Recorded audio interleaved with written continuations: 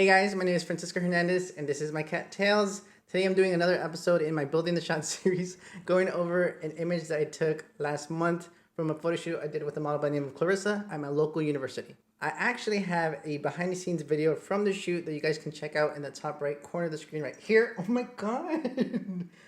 No more, I'm putting him away. As I was saying, you can check out a link to that video, that behind the scenes video from the photo shoot with Clarissa in the top right corner of the screen. I'll leave a link to the video as well in the description area below.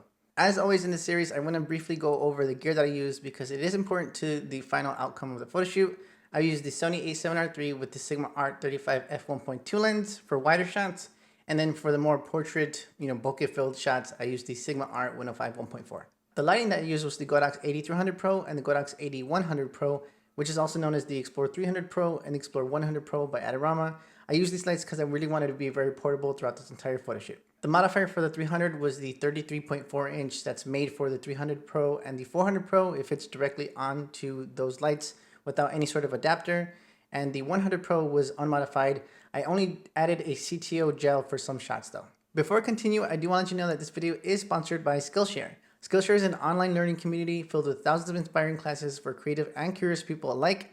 Explore new skills, deepen existing passions, and get lost in creativity with Skillshare. Skillshare offers classes designed for real life and all of the circumstances that come with it. These lessons can help you stay inspired, express yourself, and introduce you to a community of millions. Skillshare offers classes on pretty much any topic that you can think of. They have classes on photography, of course, graphic design in case that's something that you might be interested in, cinematography in case you want to make YouTube videos, scripting, productivity, so many different topics that you guys just need to go onto Skillshare and check out all the different topics and classes yourself. One class I looked into recently is called Productivity for Creatives, Build a System That Brings Out Your Best by Thomas Frank.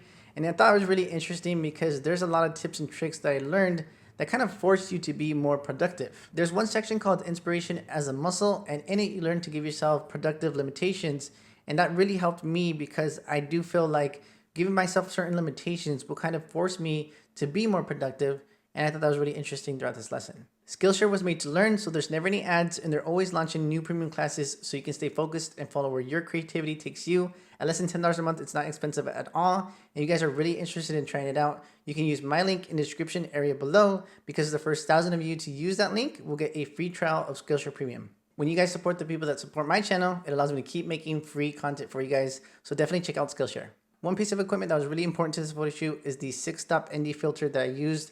It actually goes directly over the camera's sensor. You guys can see it right here. And because it goes over the camera's sensor and not over the lens itself, this means I can use any lens that I own and still have the ND filter being applied to the exposure of the shot. So I can even use my Sigma Art 105 1.4 with this ND filter. And at the time of making this video, when I looked into it, there was no current ND filter, normal ND filter that goes directly over the lens that could fit the Sigma Art 105 1.4. The specific ND filter that I'm using is by a company called STC Optics, but I also recommend the Case Sensor ND filter, which is this one right here. This is actually easier to get. It's actually faster of shipping and more affordable. I think maybe $50 less than the STC Optics. But the trade-off there between the price and the faster shipping is that I find the Case ND filter more difficult to install and take off. You actually need something like a guitar looking pick thing to take off the filter. But the STC Optics one right here is just much easier to take off. I can actually do it right now. I can take it off right now really easily. And I can actually put it on again really easily. And there you go. It's on right now. Because of that ease of use with the STC Optics, I'm using it more. And it also comes with a Game Boy case right there for the filter itself, which I find pretty cool. So we're here in Lightroom. I wanted to just jump right into Lightroom and show you guys the photos because I don't want this video to be too long because I do also want to explain a little bit of the edit. So here's the very first shot. But before I continue with the rest of the shots, I do want to let you guys know that when it came to this specific location, this exact palm tree actually, I didn't actually have that idea in mind first. I actually wanted to take another shot first, another idea I had, which was actually, you can probably see it in the behind the scenes, this one here, that there's like these motorized carts in the background. There was a tree to the right that you could probably see more in the behind the scenes footage from this video, that there's a tree there on the right side. And when I saw that tree, and it was actually a lot brighter in the sky when I saw that tree first, which was maybe 15 minutes before. I had an idea of her sitting next to that tree and then just looking in one direction and getting a low angle to get a lot of the sky behind her. And I had that idea in mind, and it really looked good in my head. But when I got to the spot, those motorized carts were in the way, and I had to think really, really quickly about another shot in mind in this kind of same spot. So I saw the palm tree, and I thought, you know what, let's go ahead and just go to this palm tree. I'll do my best to kind of create something. So I grabbed a shot of her next to this palm tree. I got at a low angle to kind of hide, or not to hide, but actually to kind of get something more interesting in the background. I didn't want to just get, you know, all the trees and all the stuff that's on the floor. I wanted to get something interesting. And thankfully, the sky was pretty interesting for this kind of, for this weather this day. Had it been a very gray and completely dull looking sky, this shot definitely would not have worked.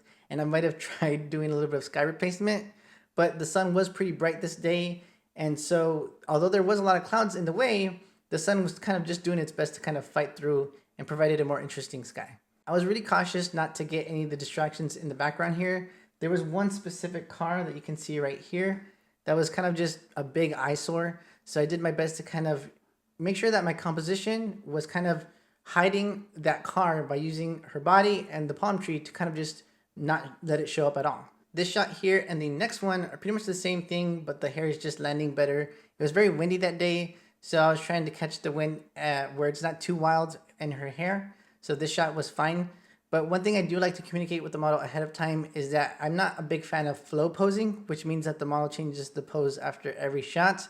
Because I have lighting, if the model decides to change a pose where the lighting's unflattering to her, then that's not going to be a good thing. So I try to tell them ahead of time, I like to be very precise with my lighting, so let's go ahead and just work our best with one pose and then move on to the next. And that helps them not be surprised when I'm kind of like moving the light a bit and trying to really nail down the lighting. I was happy with this shot, so I decided to kind of just change my composition. And I made a mistake on my part, which is changing the composition and getting those distractions again that I didn't want in the shot, now in the shot. But when I took this shot here, one thing that was really going through my mind was like, she needs a little bit of a rim light because it's a little bit too dark on the sides here. So I brought out my Godox AD100 Pro. I put it to camera left, a little bit of a distance, and I took this shot here. And you can see that I did a good job with the separation because it's a little bit on the leg, a little bit on the arm, and a little bit on the hair. Once I added the rim light, I decided, okay, those distractions are still there now. Let's go ahead and change it back. And I grabbed this photo here, which I was really happy with, but you can see that this one is edited, but it's pretty much the same exposure as this one. So obviously just a little bit darker and less shadows and a little bit less color, but it's pretty much the same thing. But after I took this photo here, I was actually happy with it. So that's why I decided to change the pose. But you can actually see in this photo that the light is not really filling in the eyes so much. It is filling the eyes in, but just a little bit. So I could have still edited this kind of the eyes. Let me go ahead and just zoom in a little bit. And it's going to take a second. Or actually, it was really quick. So you can actually see that there is a little bit of catch light, barely a little catch light there. So there is some light hitting the eye, but it's not ideal. So I believe after I took this shot here, I decided to lower the light a little bit so that it fills in her eyes better. In this shot here, you can see that because I lowered the light, it did fill in the eyes better. So that's what you're seeing in here. But again, the 100 Pro is showing up like an eyesore right there. But in this shot and this next one and this next one, I was really struggling at this location, this palm tree. It wasn't my first idea that I had in mind. I was kind of just winging it. So I decided, you know what? I don't really mind the 100 Pro showing up there. Let me just focus on how she looks like in the sky, and anything else I can just edit out. And again, I never want to kind of have this fix it in post mindset. But again, here I was really, really struggling. So I decided, you know what? If I do like this shot and I do like how much she's fitting in the frame and the sky, I'll just edit out the 100. I'll edit this little car here, and I'll change the color or edit out this motorized cart here so it doesn't really show up. But again, you never want to have this edit and post kind of mindset. But I was really, really struggling. So I was like, whatever, I'll just edit. It doesn't matter.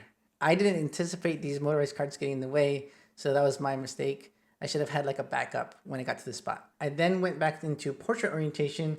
So you guys can see this shot, and there's that next one that was in the video. And again, I was just kind of just changing the pose a bit because the lighting was pretty good. One thing that you can see from this shot and the next one is that I adjusted the shutter speed because I started to feel like the background was just a little too dark. So I went from 1/250th of a second to shutter speed of 1/100th of a second. And I did lower the power of the light because I thought that it would be too strong. But obviously you can see that I lowered it too much. And then I increased it back to this level here. And then it was just exactly where I needed it to be. I was at 1/100th of a second. And then I even slowed down the shutter a little bit more to 1/60th. And that brought it to this level of ambient lighting. Again, I was using a 6-stop ND filter.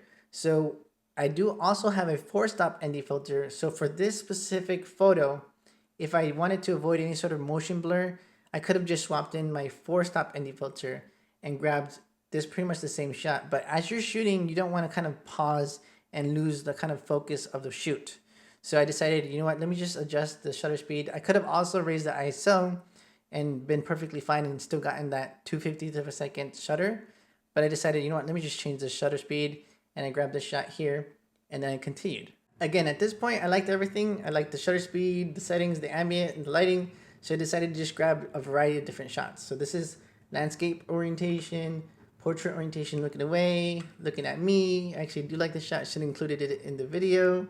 And, you know, arm down, full body with the hat, you know, with the hand up on top, and then looking away. I did like this shot here, so that's why I included it and edited it in the video, the behind the scenes video. And then I just, again, ignore that one. I was essentially just grabbing a variety of different shots, and then I grabbed the behind the scenes to show you guys how the light looked like for Instagram. I could show you guys all of the photos from this photo shoot straight out of camera, but then it'd be a very long video. So let me just show you guys how I processed just one of the photos, how I processed it in Lightroom, and then how I retouched it in Photoshop. This is the processed version, but this is the straight out of camera version. So you can see again, it is a little bit dark because I do intentionally shoot with my LCD brightness too bright. So I get a false reading of it being perfectly fine on my camera. And then when I bring it into Lightroom, it is a little bit darker, but I don't mind because I think I mentioned this before in other videos. I feel like it gives me a little bit of protection from overexposing the highlights.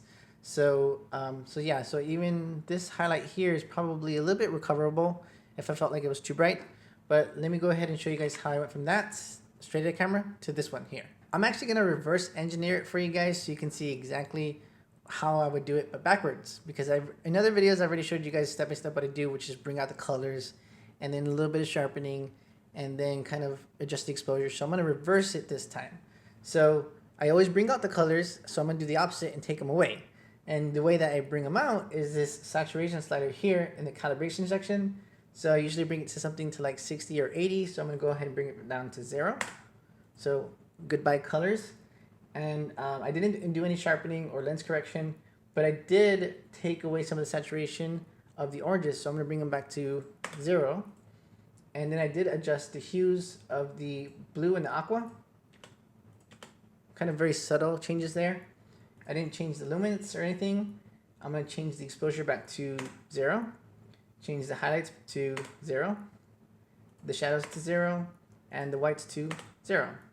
And then aside from all those changes, I think I did also have the temperature at 5800. Well, actually, it started at 5900, so bring it back to that.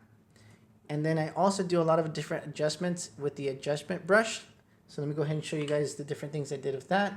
And I actually didn't do a lot to this photo. I actually just I added a little bit of dodge just on her and a little bit of her surroundings. So let me go ahead and just take that off. And that's pretty much it. I actually didn't do anything to the eyes. Yeah, that's pretty much everything I did to this photo. And let me go ahead and just bring them back. 1, 2, 3, 4, 5, 6, 7, 8, 9, 10. And yeah, those are all the changes that I made in Lightroom. And let me go ahead and just bring this photo into Photoshop and show you guys how I edited it in Photoshop. Now we're here in Photoshop, and let me go ahead and just jump right into the edit. I always do a little bit of frequency separation first to really soften the skin. And that's something that you guys were really wondering about when it comes to this shot and this photo shoot in general, is how I softened the skin. And my short answer is frequency separation. So I could explain it like in a fully dedicated editing tutorial, but I'm going to keep it light for this video. So let me go ahead and just show you the before and after from, actually, let me go to 100%. I'll keep it like this level here because she's kind of fitting the frame already. This is before, and this is the after. Before and after. And it is a little bit extreme, Usually I try to keep it a little bit lower than this, but I felt like it kind of matched the vibe of the shoot. So I kept it at this level throughout the rest of the processing of the other photos. And then I did dodge and burn. So let me go ahead and just show you guys a close-up of the dodge and burn and then zoom out a bit. So this is before, this is before, this is after, before, after. Let me zoom out. And this is the before, and this is the after. And when it comes to my dodge and burn, one thing I find that really helps me is using a black and white layer to really kind of highlight all of the flaws so that I can see them better and correct them. But let me go ahead and disable that and then move on to the colors. So this is the before and after. Before and after. And it is a little bit of a subtle difference, but it is a difference. I added more reds to the skin tones, brought them to life a little bit more, and I did adjust the greens and added a little bit of gold throughout the entire shot. This layer was dedicated to fixing some of the colors of the hat. It was a little bit more dull looking here, a little bit more gray, so I brought some of the color from this section to that area. And that's pretty much it for that. And then in this last section, I brought a little bit more contrast back to the shot. So before and after. And that's pretty much everything for this shot here. I will make a full editing tutorial eventually, but I do want to keep these videos a little bit short for now. And then if you guys want to see any sort of editing tutorial, the best thing that you guys can do for me is if I upload it behind the scenes, kind of vote on one image only that I can make an editing tutorial on. Because usually I'm guessing like which one's the best one to edit for, which one does everyone like. So I always kind of struggle with that. So what would help me is you guys letting me know which one to edit. So I hope you guys enjoyed this video. I hope it kind of explained a little bit about what happened with this photo shoot. And I'll see you guys in the very next video.